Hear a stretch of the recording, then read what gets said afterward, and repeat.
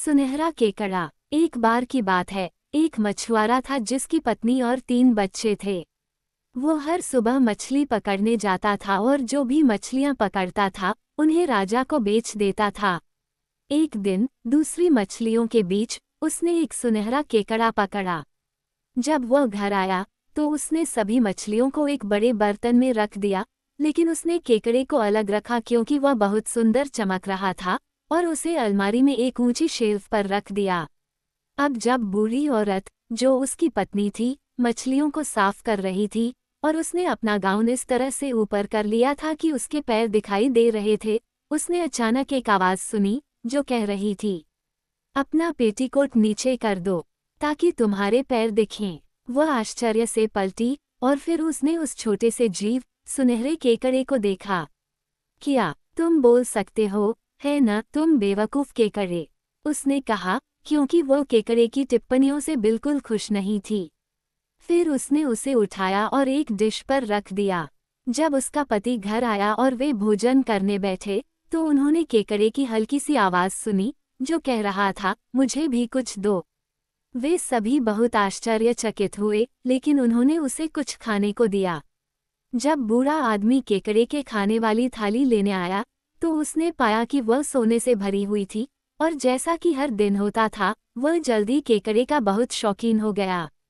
एक दिन केकड़े ने मछुआरे की पत्नी से कहा, राजा के पास जाओ और उनसे कहो कि मैं उनकी छोटी बेटी से शादी करना चाहता हूँ। बूढ़ी औरत ने उसी के अनुसार काम किया और राजा के सामने यह मामला रखा। राजा को अपनी बेटी की शादी केकड़े से करने की बात पर थोड़ा हंसी आई, लेकिन उसने प्रस्ताव को पूरी तरह से अस्वीकार नहीं किया, क्योंकि वह एक समझदार राजा था और जानता था कि केकड़ा छद्मवेश में एक राजकुमार हो सकता है।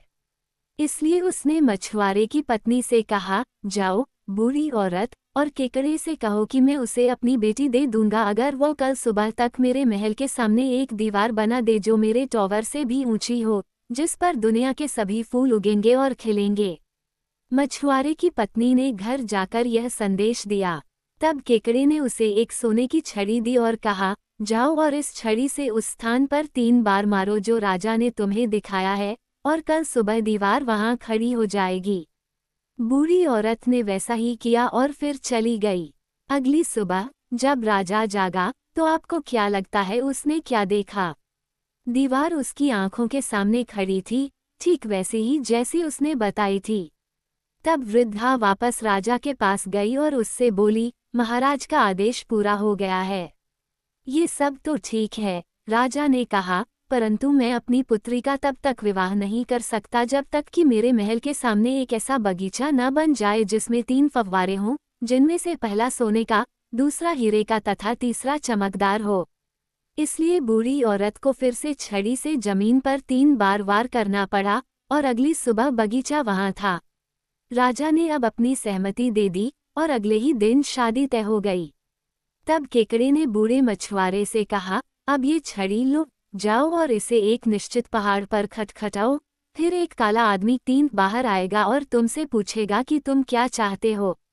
उसे इस प्रकार उत्तर दो, तुम्हारे स्वामी राजा ने मुझे ये कहने के लिए भेजा है कि तुम उसे उसका स्वर्ण वस्त्र भेज दो जो सूर्य के समान है।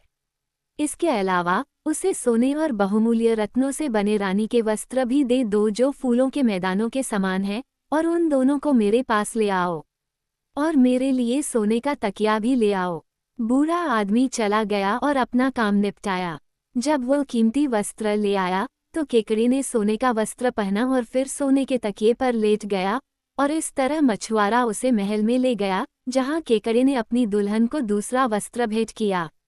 अब समारोह हुआ और जब विवाहित जोड़ा एक साथ अकेला था तो केकड़े ने अपनी युवा पत्नी को अपना परिचय दिया और उसे बताया कि वह दुनिया के सबसे महान राजा का बेटा है और वह कैसे मंत्रमुग्ध है, इसलिए वह दिन में केकड़ा बन जाता है और रात में केवल मनुष्य, और वह जब चाहे तब खुद को चील में बदल सकता है। जैसे ही उसने ये कहा, उसने खुद को हिलाया और तुरंत एक सुंदर युवक बन गया, लेकिन अगली सुबह उसे फिर से अपने केकड़े के खोल में घुसने के लिए मजबूर होना पड़ा। और यही बात हर दिन होती थी। लेकिन केकड़े के प्रति राजकुमारी का स्नेह और उसके साथ जिस विनम्र व्यवहार से वह पेश आई, उसने शाही परिवार को बहुत आश्चर्यचकित किया। उन्हें कुछ रहस्य का संदेह था, लेकिन यद्यपि उन्होंने जासूसी की, वे इसे खोज नहीं पाए। इस तरह 1 साल बीत गया और राजकुमारी को एक बेटा हुआ, जिसका नाम उसने बेंजामिन रखा। लेकिन उसकी मां को अभी भी यह सब बहुत अजीब लग रहा था। अंत में उसने राजा से कहा कि उसे अपनी बेटी से पूछना चाहिए कि क्या वह केकड़े के बजाय किसी और पति को पसंद नहीं करेगी। लेकिन जब बेटी से पूछा गया तो उसने केवल इतना ही उत्तर दिया, मैं केकड़े से विवाहित हूँ और केवल वही मेरा होगा। तब राजा ने उससे कहा, मैं तुम्हारे सम्मान में एक प्रतियोगिता आयोजित करूंगा और उसमें दुनिया के सभी राजकुमारों को आमंत्रित करूंगा, और यदि उनमें से कोई तुम्हें पसंद आएगा तो तुम उससे विवाह कर लोगी। शाम को राजकुमारी ने यह बात केकड़े को बताई, तो केकड़े ने उससे कहा, ये छड़ी लो, बगीचे के द्वार पर जाओ और इसे खटखटाओ, तब एक काला आदमी बाहर आएगा और तुमसे कहेगा, तुमने मुझे क्यों बुलाया है और तुम मुझसे क्या चाहती हो। उसे इस प्रकार उत्तर दो, तुम्हारे स्वामी राजा ने मुझे ये कहने के लिए यहाँ भेजा है कि उसके सोने के कवच, उसका घोड़ा और चांदी का सेब भेज दो और उन्हें मेरे पास ले आओ। राजकुमारी ने वैसा ही किया और उसे वह चीज लाकर दी जो उसने चाही थी। अगली शाम राजकुमार ने प्रतियोगिता के लिए खुद को तैयार किया। जाने से पहले उसने अपनी पत्नी से कहा, अब जब तुम मुझे देखो तो यह मत कहना कि मैं केकड़ा हूँ, क्योंकि अगर तुम ऐसा करोगी तो बुरा होगा। अपनी बहनों के साथ खिड़की पर बैठ जाओ, मैं सवारी करके आऊंगा और तुम्हें चांदी का सेब फेंक दूंगा। इसे अपने हाथ में ले लो, लेकिन अगर वे तुमसे पूछे कि मैं कौन हूँ, तो कह देना कि तुम नहीं जानते। इतना कहकर उसने उसे चूमा, एक बार फिर अपनी चेतावनी दोहराई और चला गया। राजकुमारी अपनी बहनों के साथ खिड़की के पास गई और टूर्नामेंट को देखने लगी। कुछ देर बाद उसका पति वहां से गुजरा और सेब को उसकी ओर फेंक दिया। उसने उसे अपने हाथ में पकड़ लिया और अपने कमरे में चली गई, और कुछ ही देर में उसका पति वापस उसके पास आ गया। लेकिन उसके पिता को बहुत आश्चर्य हुआ कि उसे राजकुमारों में से किसी की परवाह नहीं थी, इसलिए उन्होंने दूसरा टूर्नामेंट आयोजित किया। केकड़े ने फिर अपनी पत्नी को पहले की तरह ही निर्देश दिए, लेकिन इस बार उसे काले आदमी से जो सेब मिला वह सोने का था। लेकिन राजकुमार ने प्रतियोगिता में जाने से पहले अपनी पत्नी से कहा, अब मुझे पता चल गया है कि तुम आज मुझे धोखा दोगी। लेकिन उसने उससे कसम खाई कि वह ये नहीं बताएगी कि वह कौन है। फिर उसने अपनी चेतावनी दोहराई और चला गया। शाम को जब राजकुमारी अपनी माँ और बहनों के साथ खिड़की पर खड़ी थी, राजकुमार अचानक अपने घोड़े पर सवार होकर आया और उसे सोने का सेब फेंक दिया। तब उसकी माँ क्रोधित हो उठी, उसके कान पर एक थपकी दी और चिल्लाकर बोली, क्या वह राजकुमार भी तुझे पसंद नहीं है, मूर्ख। राजकुमारी ने भयभीत होकर कहा, वह स्वयं केकड़ा है। उसकी माँ और भी ज्यादा क्रोधित हो गई क्योंकि उसे पहले नहीं बताया गया था। वह अपनी बेटी के कमरे में भागी जहाँ केकड़े का खोल अभी भी पड़ा था, उसे उठाकर आग में फेंक दिया।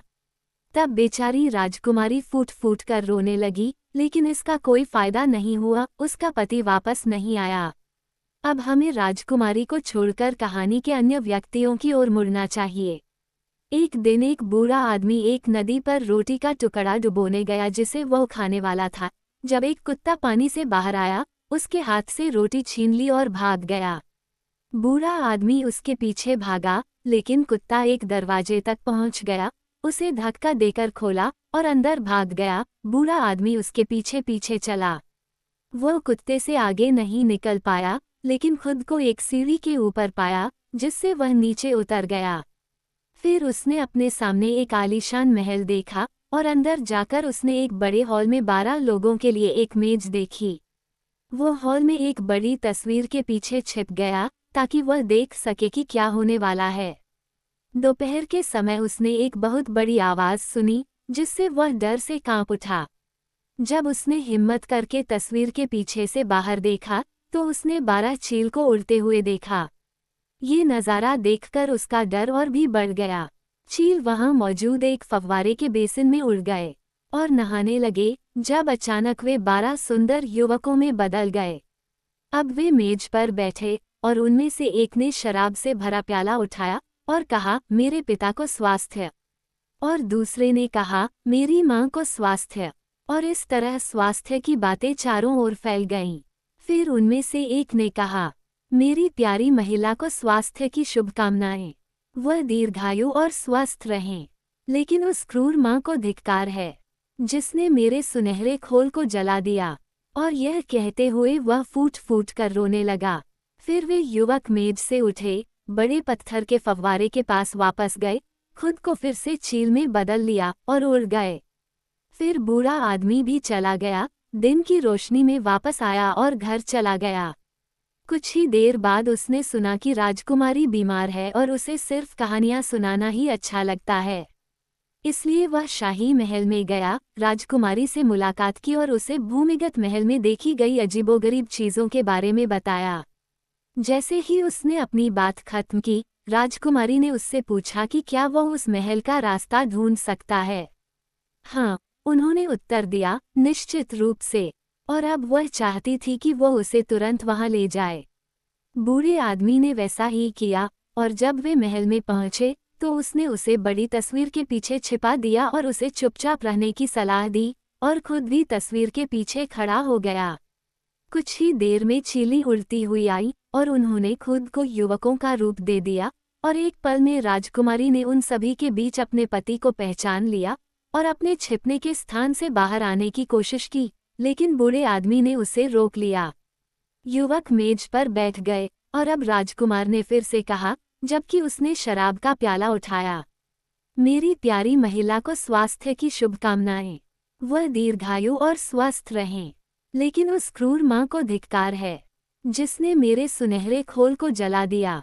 राजकुमारी अब खुद को रोक नहीं सकी और दौड़कर आगे बढ़ी और अपने पति को गले लगा लिया। और तुरंत ही उसने उसे फिर से पहचान लिया और कहा, क्या तुम्हें याद है कि मैंने उस दिन तुमसे कहा था कि तुम मुझे धोखा दोगे? अब तुम समझ गए हो कि मैंने सच कहा था, लेकिन वो बुरा समय बीत चुका है। अब मेरी बात सुनो, मुझे अभी 3 महीने तक मंत्रमुग्ध रहना है। क्या तुम उस समय तक मेरे साथ यहाँ रहोगे? इसलिए राजकुमारी उसके साथ रुक गई और बूढ़े व्यक्ति से कहा, महल में वापस जाओ और मेरे माता पिता से कहो कि मैं यहीं रह रही हूँ। जब बूढ़ा आदमी वापस आया और उसने उन्हें ये बताया तो उसके माता पिता बहुत नाराज हुए, लेकिन जैसे ही राजकुमार के जादू के 3 महीने पूरे हुए, वह चील नहीं रहा और एक बार फिर इंसान बन गया, और वे दोनों साथ साथ घर लौट आए। और फिर वे खुशी खुशी रहने लगे, और हम जो कहानी सुनते हैं वे और भी ज्यादा खुश हैं।